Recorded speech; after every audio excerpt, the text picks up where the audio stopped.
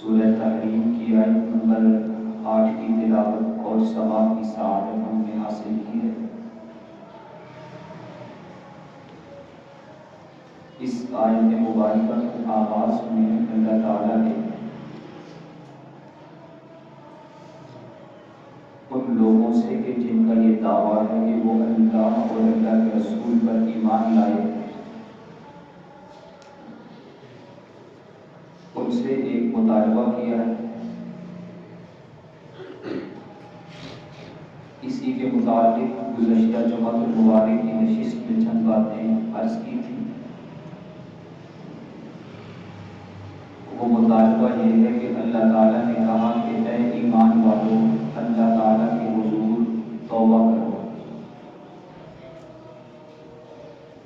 توبہ بھی ایسی کہ توبۃ نصوحا، خالص توبہ، اس برانڈ کی توبہ اگر کرو گے تو اللہ تعالیٰ قبول فرمائیں گے۔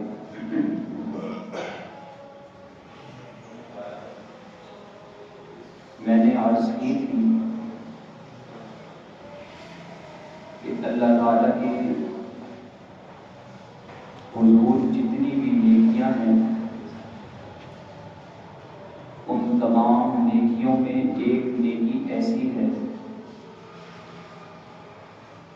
کہ جس کے دامن میں اللہ تعالیٰ نے گناہوں کو نیکی میں تبدیل کرنے کی تاثیر رکھی ہے۔ یبدل اللہ سیئاتہم حسنات، توبہ ایک ایسا عظیم الشان عمل ہے کہ جو انسان کے گناہوں کو صرف مٹاتا نہیں بلکہ نیکیاں بنا کے رکھ دیتا ہے۔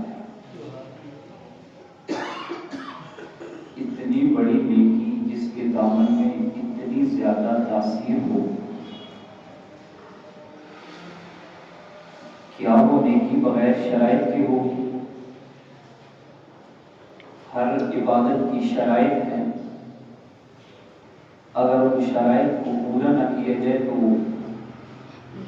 وہ عبادت کامل نہیں ہوتی۔ روزے کی شرائط ہیں، اگر ان کو مکمل نہ کیا جائے تو کفارہ ادا کرنا پڑتا ہے یا قضا کرنی پڑتی ہے۔ قربانی عظیم الشان عبادت ہے، تو قربانی کے جانور کی کچھ شرائط ہیں، اگر وہ نہ ہوں تو قربانی ادا نہیں ہوتی۔ حج ایک عظیم الشان فریضہ ہے، اس کی کچھ شرائط ہیں، اگر ان کو خاطر میں نہ لایا جائے، ان کو توڑ دیا جائے تو بجائے اس کے کہ اس حج پر قبولیت کی سند ہو، قبولیت کی مہر لگے، اللہ تعالیٰ اس عظیم الشان عمل کے دوران دم واجب کرنے کا حکم لگاتے ہیں، یہ صدقہ کرو، بکرا ذبح کرو۔ کیوں؟ کی تو آپ نے عبادت ہے، تو یہ حکم کیوں؟ فرمایا اس لیے کہ شرائط کو بلوز خاطر نہیں رکھا گیا، انہیں توڑا گیا۔ ہر عبادت کی شرائط ہے۔ توبہ ایک عظیم الشان نیکی اور عظیم الشان عبادت ہے۔ توبہ کی شرائط، سب سے پہلی شرط اللہ کے حضور خالص ندامت ہے۔ ماضی کے گناہوں کو، خطاؤں کو تصور پہ لا کر اللہ تعالیٰ سے سچے دل سے توبہ کرنا۔ جب آپ توبہ کر رہے ہوں تو اس وقت اپنے گناہوں پر نادم ہونا۔ ندامت کا تصور پیدا ہوتا ہے وفا اور جفا کے تصور سے۔ اللہ کی اپنے اوپر نعمتوں کی برسات کو دیکھیں اور پھر اپنا ان نعمتوں کے ساتھ معاملہ دیکھیں۔ آنکھیں اللہ نے دی تو ہم نے استعمال کہاں کی، دولت اللہ نے دی تو ہم نے استعمال کہاں کی، قوت اللہ نے دی تو ہم نے استعمال کہاں کی، شباب اللہ نے دیا تو ہم نے استعمال کہاں کیا، صحت اللہ نے دی تو ہم نے استعمال کہاں کی؟ جو نعمتیں اللہ تعالیٰ کی برستی ہیں ان نعمتوں کو تصور میں لائیں اور اپنا ان کے ساتھ معاملہ دیکھیں۔ اس معاملے سے انسان کے دل میں ندامت کا احساس پیدا ہوگا، اور اگر ندامت کا احساس بیدار نہ ہو تو یہ توبہ کی شرط اول ہے۔ اگر یہ نہ ہو تو توبہ قبول نہیں ہوتی، وہ توبہ برائے نام توبہ ہوگی۔ امام حسن بصری رحمۃ اللہ علیہ فرماتے ہیں کہ بعض توبہ کرنے والے ایسے ہیں کہ ان کی توبہ پر بھی توبہ کرنے کی ضرورت ہے۔ وہ توبہ اتنی غفلت میں ہوتی ہے، شرائط سے اتنی خالی ہوتی ہے کہ اس عمل پر بھی توبہ کرنے کی ضرورت ہوتی ہے کہ انہوں نے اتنے بڑے عمل کو ایک مذاق بنایا، بس صرف توبہ توبہ کا نام لیا اور پھر اس کے بعد اس کی شرائط کا خیال نہ رکھا۔ اگر شرائط کا خیال نہ رکھا جائے تو عبادت مقبول بن جاتی ہے، عبادت پانے کا ذریعہ بن جاتی ہے۔ اس لیے توبہ کی پہلی شرط جس کے بغیر توبہ قبول نہیں وہ ہے ندامت۔ اللہ تعالیٰ اس کا مطالبہ کرتے ہوئے فرماتے ہیں کہ یا ایھا الذین آمنوا توبوا الی اللہ توبۃ نصوحا، اے ایمان والو اللہ تعالیٰ کے حضور خالص توبہ کرو، وہ توبہ کی جس میں بنیادی طور پر ندامت ہو، اللہ کے حضور اپنے گناہوں پر شرمندگی ہو۔ دوسری شرط توبہ کی فرائض کی ادائیگی ہے۔ آپ جس عمل سے توبہ کر رہے ہیں اگر وہ عمل آپ کی زندگی میں چھوٹا اور وہ اللہ کی طرف سے فرض تھا تو اس فرض کو ادا کرنا آپ کے ذمہ باقی ہے، اس فرض کی ادائیگی ضروری ہے۔ آپ لکھیں، نوٹ کریں، جب آپ بالغ ہوئے، اللہ تعالیٰ کے احکامات کے مکلف ہوئے، اس وقت سے لے کر آج تک کتنا زندگی کا عرصہ گزرا، اس زندگی میں کتنی نمازیں آپ پر فرض گزری ہیں، ان فرائض کی ادائیگی میں کتنی کوتاہی ہوئی ہے، جتنی نمازیں آپ نے دوڑ کی، جتنی رہ گئی، ان سب کو ادا کرنا توبہ کی قبولیت کے لیے ضروری ہے۔ اگر روزے آپ پر فرض تھے، آپ نے نہیں رکھے، رہ گئے ہیں، ان روزوں کی قضا کرنا ضروری ہے۔ زکوٰۃ فرض تھی، جس دن اللہ نے آپ کو مال و دولت سے سرفراز فرمایا تھا اس دن سے لے کر آج تک کا کتنا عرصہ گزرا ہے، اور اگر زکوٰۃ ادا نہیں کی تو یہ اسلام کا بنیادی ستون تھا، یہ وہ پلر تھا کہ جس پہ اسلام کی عمارت استوار تھی، آپ نے اس سے غفلت برتی ہے۔ آج آپ نے توبہ کی ہے، توبہ قبول تب ہوگی جب زکوٰۃ کی ادائیگی کا اہتمام کیا جائے، اس کے علاوہ جتنے بھی تمام فرائض جو رہ گئے ہوں ان تمام فرائض کی ادائیگی کا اہتمام کرنا یہ توبہ کی شرط دوم ہے، اور اس کے بغیر توبہ قبول نہیں ہوتی۔ تیسری شرط توبہ کی یہ ہے، اگر آپ نے کسی کا حق مارا ہو، صاحب حق کو اس کا حق لوٹانا، یہ نہیں کہ زبان سے توبہ توبہ کی، آنکھوں سے آنسو بھی نکل رہے ہوں، کسی محفل میں توبہ کر لی ہو، لیکن کسی کا حق آپ نے دبایا ہوا ہے، کسی کی دکان آپ کے قبضے میں ہے، کسی کی زمین آپ کے قبضے میں ہے، کسی کی دولت آپ کے قبضے میں ہے، اور آپ اسے وہ ادا نہیں کر رہے، صاحب حق کو حق نہیں دے رہے، زبان سے توبہ توبہ کر رہے ہیں، تو یہ توبہ قبول نہیں ہوگی۔ اور صاحب حق کو حق کی ادائیگی کا معاملہ یہ شریعت میں بہت نازک ترین معاملہ ہے۔ اس کے متعلق امام الانبیاء صلی اللہ علیہ وسلم نے یہاں تک فرمایا، کل قیامت کا دن ہوگا، کچھ لوگ آئیں گے کہ جن کی نیکیاں پہاڑوں کی طرح ہوگی، اللہ کے حضور کو نیکیوں کا اتنا بڑا ذخیرہ لے کر آئیں گے، لیکن جب اللہ کے سامنے پیش ہوں گے تو صاحب حق کھڑے ہو جائیں گے۔ ایک شخص کھڑا ہوگا اور کہے گا کہ اس نے میرا یہ حق دینا ہے، دوسرا کھڑا ہوگا کہے گا میرا یہ حق مانا ہے، تیسرا کھڑا ہوگا اس کا یہ حق مانا ہے۔ ان کی نیکیاں ان صاحب حق کو دے دی جائیں گی، یہاں تک کہ نیکیاں ختم ہو جائیں گی اور لوگوں کی لائن ابھی تک لگی ہوئی ہوگی، پھر ان کے گناہ اس کو دے دیے جائیں گے۔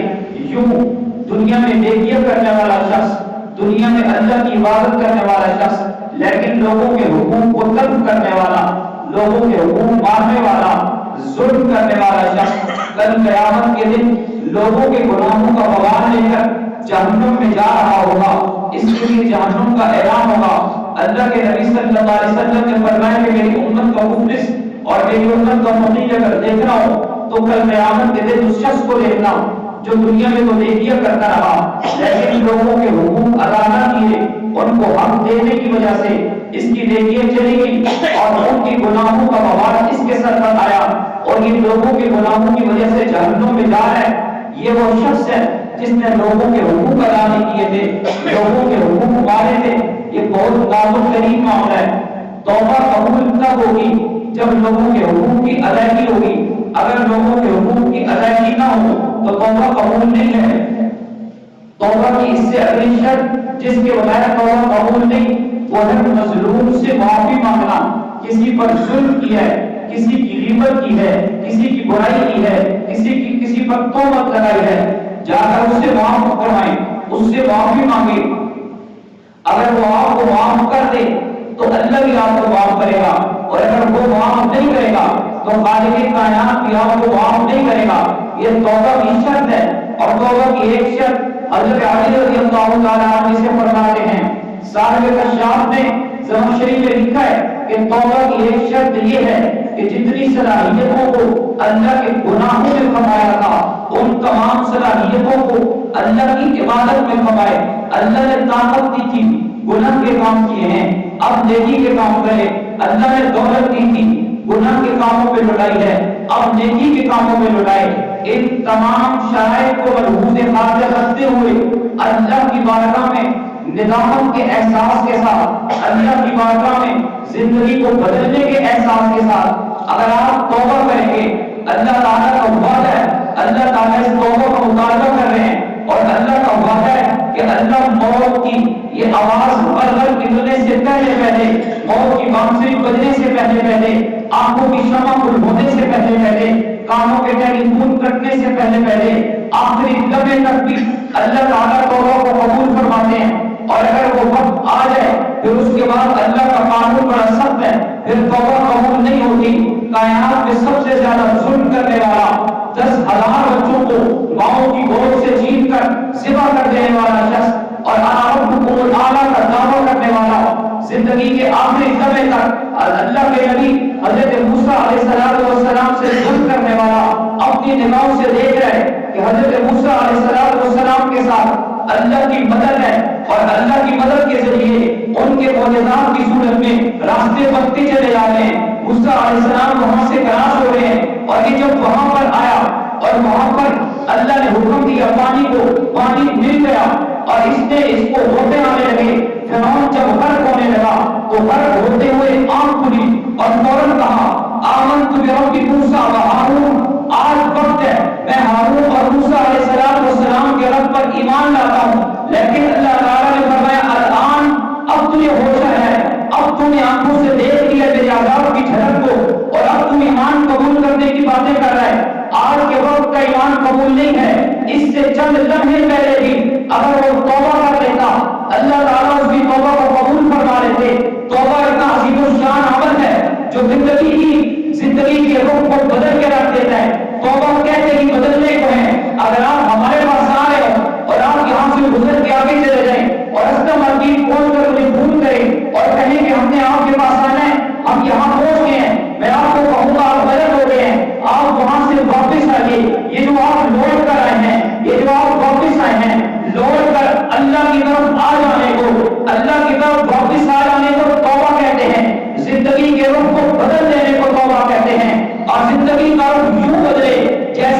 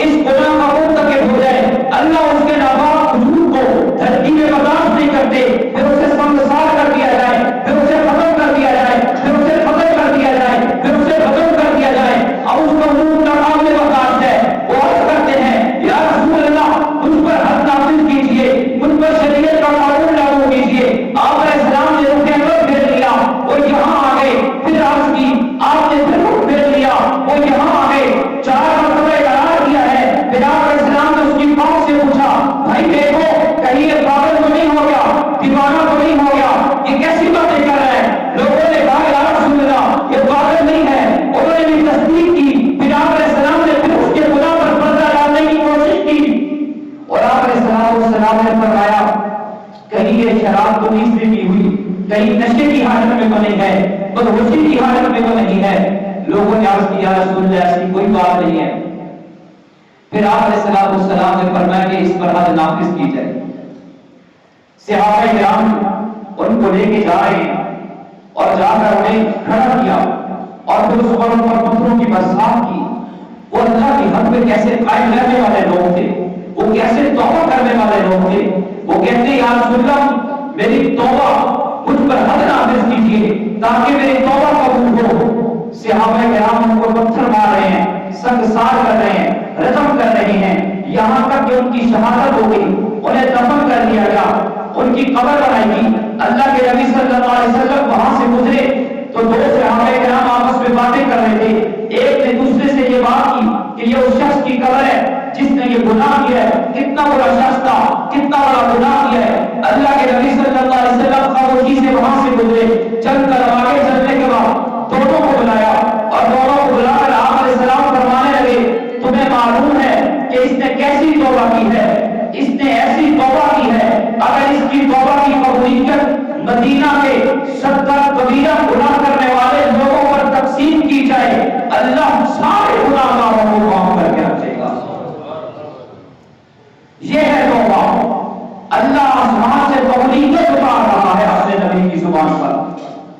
اللہ کے نبی کے دربار میں خاتون آتی ہیں, قبیلہ جمحیہ کی خاتون آتی ہیں, اللہ کے نبی کی صحابیاں ہیں اور آ کے عرض کرتی ہیں یا رسول اللہ مجھ سے گناہ ہو گیا, مجھے معاف کیجیے, مجھے یہ گناہ کی نحوست راتوں کو بے چین کر کے رکھ دیتی ہے, مجھے نیند نہیں آتی, گناہوں کا تصور مجھے سونے نہیں دیتا, میری زندگی کا چین ختم ہو چکا ہے, مجھے معاف کیجیے. اللہ کے نبی صلی اللہ علیہ وسلم نے فرمایا اگر تم سے گناہ ہوا ہے تو پھر تیری اولاد بھی ہونے والی ہوگی. اس نے عرض کی یا رسول اللہ حمل کی آسان ہے, اولاد ہونے والی ہے. آپ علیہ السلام نے فرمایا اس بچے کا تو کوئی قصور نہیں ہے, نوالود کا تو کوئی گناہ نہیں ہے, جہاں چلی جا بچے کی ولادت ہوگی تب آنا. وہ عورت چلی گئی, پھر آپ علیہ السلام کے دربار میں آئی ہے, گود میں ننھا بچہ لیا ہوا ہے, عرض کرتی ہے یا رسول اللہ بے چین ہوں, مجھے معاف کیجیے, مجھ پر شریعت کی حد نافذ کیجیے. آپ علیہ السلام نے فرمایا تم پر حد نافذ کریں گے, اس بچے کو کون پالے گا, جا اسے لے جا اور اسے پال گوشت میں بڑھا کر یہاں تک کہ یہ کھانے پینے کے قابل ہو جائے. وہ عورت واپس چلی گئی, 5-6 ماہ کے بعد پھر واپس آئی ہے, بچے کے ہاتھ میں روٹی کا نوالہ لیے ہوئے, عرض کرتی ہے یا رسول اللہ بہت بے چین ہوں, دیکھیے اب یہ کھانے کے قابل ہو چکا ہے, اب اس پہ حد نافذ کیجیے. آپ علیہ السلام نے فرمایا صحابہ سے کہ اس پہ حد نافذ کرو. اصحاب پیغمبر اسے لے گئے, جا کے اس عورت کو سنگسار کر دیا گیا, اسے رقم کر دیا گیا. آپ علیہ السلام نے اس کی نماز جنازہ پڑھائی اور اس کو قبر میں اتارا. پھر اس کے بعد آپ علیہ السلام نے دو صحابہ کی گفتگو کو سنا.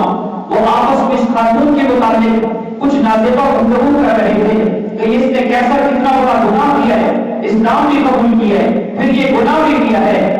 اللہ کے نبی صلی اللہ علیہ وسلم نے ان کی گفتگو کو سنا اور آپ صلی اللہ علیہ وسلم نے فرمایا کہ تم جانتے نہیں ہو اس نے کتنی پاکیزہ توبہ کی ہے. میں دیکھ رہا ہوں اپنی آنکھوں سے جنت میں اس کو مزے کرتے ہوئے, جنت کی نعمتوں سے سرفراز ہوتے ہوئے. اگر اس کی توبہ کو اہل مدینہ سے تقسیم کیا جائے اللہ تعالیٰ سب کی مغفرت فرما دے. یہ ہے توبہ. حضرت مالک رضی اللہ تعالیٰ عنہ جب آپ علیہ السلام نے تبوک کا اعلان کیا, صحابہ کرام ساتھ ہوئے. غزوہ تبوک میں جانا بڑا مشکل تھا, کھجور کی فصل تیار تھی, منافقین بہانے کر رہے تھے, نہیں جا رہے تھے. پھر گرمی کا موسم ہے اور سفر بھی بہت کم ہے, عرب کا صحرا ہے. آپ علیہ السلام صحابہ کو لے کر چل پڑے. حضرت مالک کہتے ہیں کہ میں نے سوچا اللہ نے مجھے دولت دی ہے, مجھے اللہ نے سرداری عطا کی ہے, مجھے قوت بھی دی ہے, شباب بھی دیا ہے, میرے پاس سواریاں بھی ہیں, یہ آگے چلے جائیں گے, میرے لیے ان تک پہنچنا کوئی مشکل نہیں ہے. میں اپنی سواری پہ کل سوار ہوں گا اور ان تک پہنچ جاؤں گا. وہ دن گزرا, غفلت کی وجہ سے نہ جا سکے, دوسرا دن آ گیا, سستی کی وجہ سے نہ جا سکے, یہاں تک کہ آپ علیہ السلام غزوہ تبوک سے واپس آ گئے. اور آپ علیہ السلام نے یہاں تک فرمایا جو تبوک میں شریک نہیں ہوئے وہ منافق ہیں. آپ علیہ السلام کی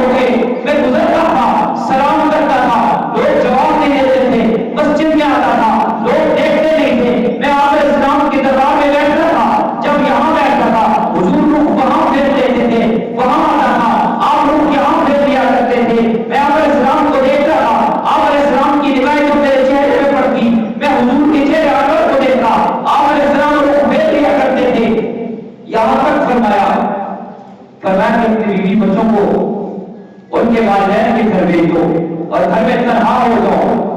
حضرت مالک نے بھیج دیا, بالکل تنہا ہو گئے.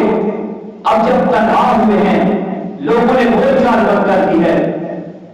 پڑوسی ملک کے بادشاہ نے اپنے قاصد کو بھیجا, وہ کہا کہ جا کر مالک کو تلاش کرو, ہمیں پتہ چلا ہے کہ اس کے نبی اس سے ناراض ہو گئے ہیں, اس سے جا کے ہمارا پیغام پہنچاؤ. وہ آیا اور اس نے حضرت مالک کو تلاش کیا اور اس کو خط دیا. اس خط میں یہ لکھا تھا, پڑوسی ملک کا بادشاہ یہ کہہ رہا ہے, عیسائی بادشاہ, کہ ہمیں یہ پتہ چلا آپ کے نبی آپ سے ناراض ہو چکے ہیں. آپ جیسے لوگ کو کمانڈر بنانے کے لائق ہیں, آپ جیسے لوگوں کو تو گورنر بنانا چاہیے, وہ آپ سے ناراض ہو چکے ہیں. آپ ان کو چھوڑیے, ہمارے پاس آ جائیں, ہم آپ کو مملکت بھی دیں گے, آپ کو گورنر بھی بنائیں گے.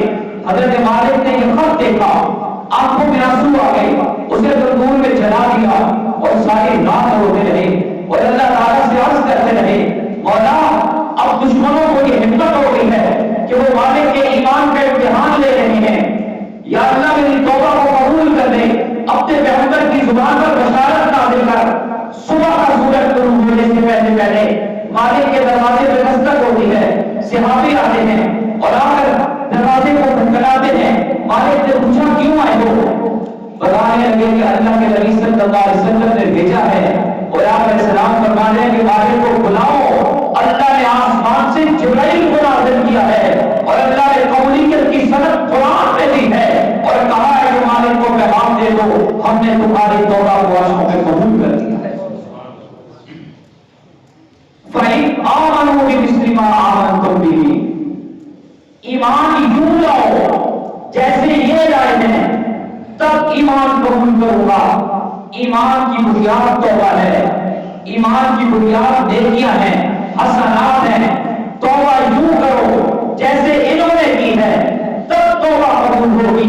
توبہ یوں کرو جیسے فرش پہ گناہ ہوا, یہ نادم ہو گئے, عرشوں سے قبولیت کی سند اتر رہی ہے. یوں توبہ کرو گے, اللہ توبہ قبول فرمائیں گے. اصحاب پیغمبر نے کیسے توبہ کی تھی؟ جب انہوں نے توبہ کی ہے اللہ کے حضور, زندگی کے رخ کو یوں بدل دیا. اللہ تعالیٰ نے آسمان سے ان کی مدد میں قرآن نازل کیا, فرمایا اولئک هم المفلحون. جب انہوں نے توبہ کی اللہ نے قرآن نازل کیا, فرمایا اولئک هم الراشدون. جب انہوں نے توبہ کی اللہ نے قرآن نازل کیا, فرمایا اولئک هم المؤمنون حقا. جب انہوں نے توبہ کی اللہ نے قرآن نازل کیا, فرمایا الطائبون, یہ توبہ کرنے والے ہیں, بار بار توبہ کرنے والے ہیں, صبح شام توبہ کرنے والے ہیں, ہر وقت توبہ کرنے والے ہیں. جب انہوں نے توبہ کی اللہ نے قرآن نازل کیا, فرمایا اولئک حزب اللہ. جب انہوں نے توبہ کی اللہ نے قرآن نازل کیا, فرمایا رضی اللہ عنہم ورضوا عنہ.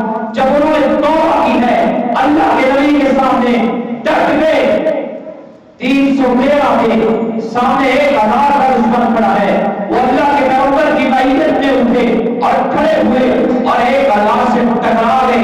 جب انہوں نے توبہ کی اللہ کے نبی عہد کی گھاٹیوں کی طرف چلے, یہ اللہ کے نبی کے ہمراہ ہوئے, ان کے ہاتھوں میں ڈنڈے تھے, انہوں نے ڈنڈوں کو تلواریں سمجھ کر دنیا کی سپر پاور سے ٹکرا گئے.